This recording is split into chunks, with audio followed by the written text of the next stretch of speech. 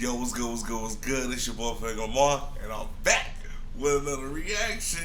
Hey, and everybody do reactions, but we different.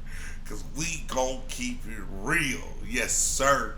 Hey, today we're addressing elephants in the room. And we starting off with probably one of the hottest topics that just happened today. Republican House Leader McCarthy has been voted out. What? Hey, that mean the person that you voted in, you didn't have enough belief in them, so you voted them out. That says a lot. That says a lot.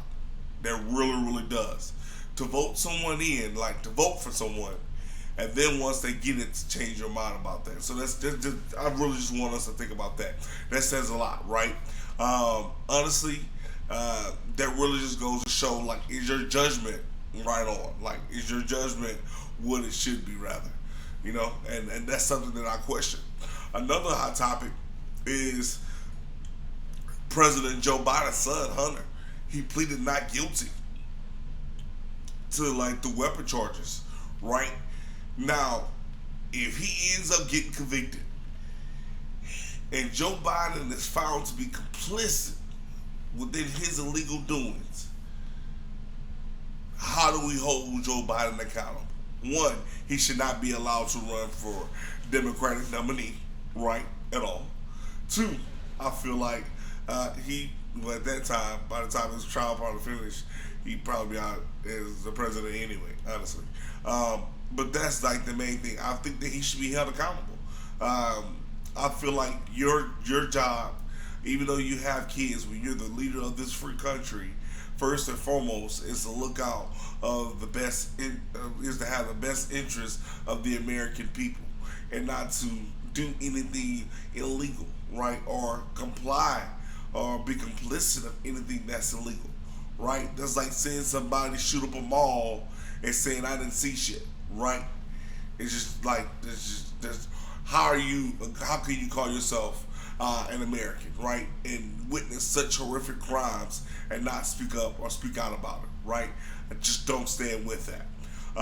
Lastly, and I've kind of addressed this a few times and got a couple feedback, and I'm gonna keep addressing it, is what do we do about former President Donald Trump, right?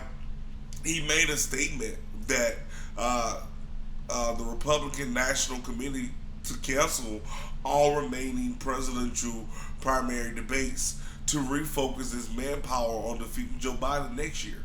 Honestly, I don't think Joe Biden has another 4 years in him. Unfortunately, I don't want anybody to die, but I don't think he has it. He's an old guy. It's been a tough past 4 years as it was. I can't imagine another 4. So that's my stance on that. So I don't think we need to divert. I don't think that there should be, not we, because I'm not a Republican. I don't believe that there should be so much effort diverted to just beating Joe Biden. I think the purpose of the debates is the reason why I believe that he should still do the debate, is that there are questions that we want to see your viewpoint. We want to see how you handle certain feedback or certain confrontations, right? And that's the biggest thing, right? There's no updated information, right? One thing about scientific science is that information is always being updated. And how can we make a proper decision on who we should go for or vote for if that information hasn't been updated? If we're going from information from 4 years ago, how do we know that your viewpoints have stayed the same? How do we know that, right? How do we know where you stand on certain topics that wasn't around 4 years ago? Where do you stand? How do we address this and have somebody else create a dialogue that's healthy, rather than then you just said I'm not going to participate in it, right? Healthy dialogue, healthy debate is really what allows for the nation to see who we're going to be electing as our next future leader. How do you deal with confrontation? How do you deal with the public, right? How do you interact when things are not going your way? Because in the debates, everybody can turn on you, as Vivek had noticed in the last debate, right? So that's just my stance. And most importantly, where I stand with Donald Trump, I don't feel like he should be able to be a Republican a party nominee at all until he has these indictments cleared up. Simple as that. How can we vote or elect anyone into office that is facing criminal charges? Let's be honest. Call a spade for a spade. If Joe Biden was indicted in 4 different states or 3 different states with over 90 criminal charges, would you think that he's fit to run our country? At least at that moment, right? You know, one thing our political system states is that innocent until proven guilty. Well, in this state, we need to switch it up. We need you're guilty until proven innocent, especially with something of that magnitude, something of that nature. The public, that's the way we need to view it, right? Until it's been proven without a doubt that you haven't done anything wrong criminally, then with that moment, when that moment has arisen, then we can make that decision to have you run and be able to vote with you, vote for you in good conscience. But until that happens, man, my personal opinion, that doesn't need to happen, right?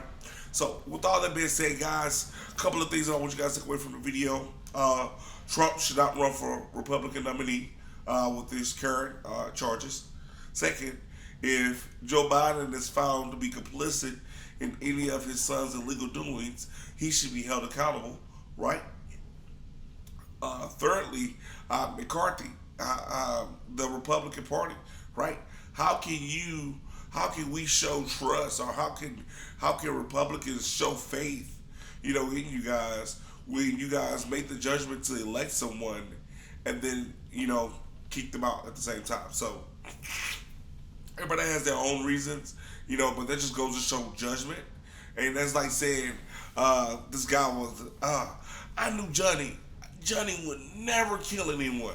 Turns out Johnny killed 30 people and it blew up a local subway. Johnny's a fucking terrorist, right? How long are we going to support that? How long are we going to say, man, I knew Johnny was a good kid? That don't matter. That's not Johnny now, right? And so that really just goes to state that at the end of the day, we have to understand that when we make these decisions, everything will be called into play, right? And that kind of contradicted what I said just a little bit, just because Johnny wasn't the same as he got older. But at the same time, Johnny has always been that person. Nobody just overnight. That person has always been there, right? And so at the end of the day, the question is always asked, how did you not see this? Right? How did you not see that to begin with? And that's my question. So you guys let me know your feedback. What do you guys say on that? Should Donald Trump be allowed to run for Republican as a Republican nominee? Should Joe Biden be held accountable, even if he's found to be, should Joe Biden not be held accountable, rather, if he's found to be complicit in his son's illegal doings? And where do you stand with the Republican Party's judgment, right? Their decision making. Do you believe that right now they're in a stasis of misunderstanding or misinformation? Let me know below. Thank you guys so much for tuning in on your daily or every other day episode of Everyday American, man. That's all I am. I have no political degree. I am not, a guy that study history or anything like that. I'm just an everyday American, man. And at the end of the day, I want what's best for us, right? Hey, thank you guys so much for tuning in. Hey, make sure that you stay tuned in for future content. You can do that by subscribing. Hey, without anything else, man, thank you guys. Stay blessed, stay peaceful, stay safe. Later.